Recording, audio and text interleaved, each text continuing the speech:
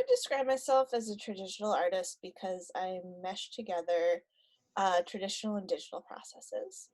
I'll often take things like drawing and painting and printmaking experiments, and sometimes even little snippets of darkroom photography, and I will scan those into my computer, import them into Adobe Photoshop and Illustrator, and then create like these mixed media digital collages and compositions by layering a lot of different handmade visual elements together.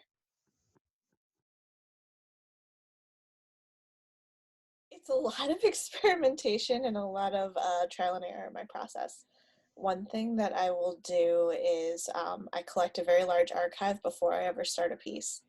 So I will collect, you know, secondhand books, magazines. I frequent the used bookstores around Milwaukee quite a bit. I'll go to like antique shops and look to see if they have any old photos.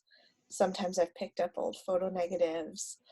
Um, and sometimes I'll just take days to sketch without a goal in mind, where I'll just make, 10, 15 small little drawn experiments.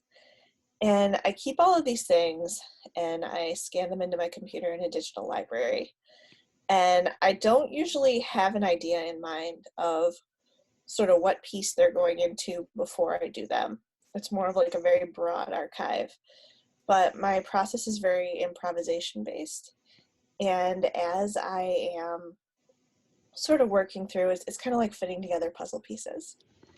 And as I start to build out a shape, and I start to kind of look at different movements for how to draw and trace pathways, which is another theme in my work, I will fit in those different visual elements and see how they all work together.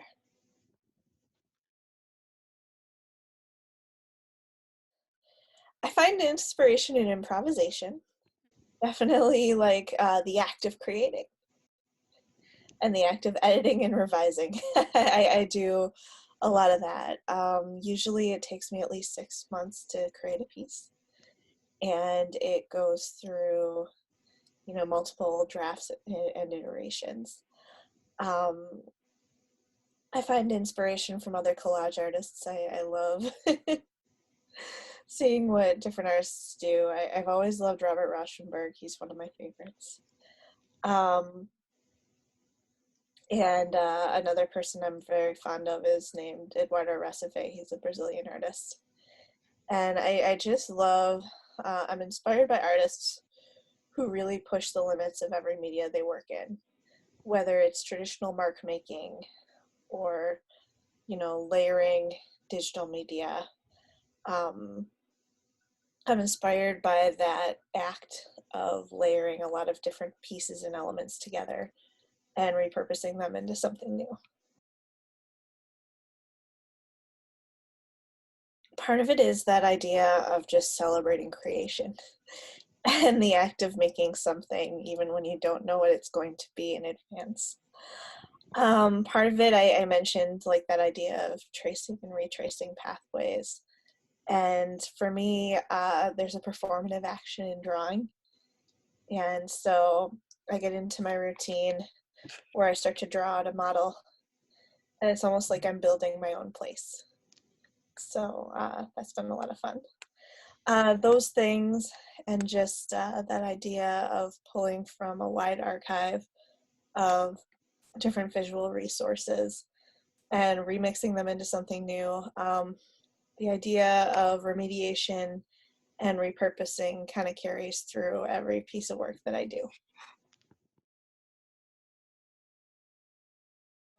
I mean, I'm a full-time instructor at the University of Wisconsin-Milwaukee, so definitely it was a huge adjustment just moving everything from a very in-person based studio practice online in a very short amount of time. One of the things that we did in our classrooms as like a collective unit of professors is we really tried to push students, because some had more resources than others, to just use whatever they had in their homes to make art.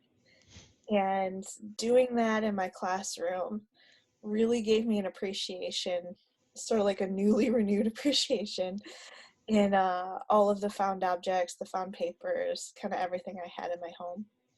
It's also living with coronavirus has also given me an appreciation of all the small details that you usually sort of don't see. Like when you're in your home for a small number of hours a day, there's all these little nooks and crannies and, you know, little moments that you take for granted. And I've stopped taking those for granted now that I'm here all the time. Thank you.